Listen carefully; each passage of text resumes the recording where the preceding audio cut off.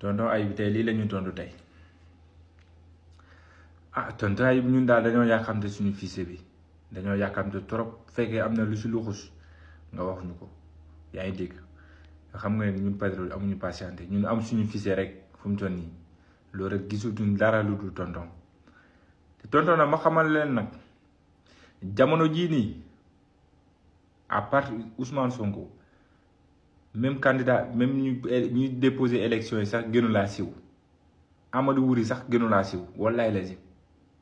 Amadou Wuri gënu laa siw tonton Ayib Ndafa sax gënu laa siw wallaay ku dul Ousmane Sonko wallaay gisuma kenn ci kaw suuf ku la gën a siw jamono jii nii Sénégal tonton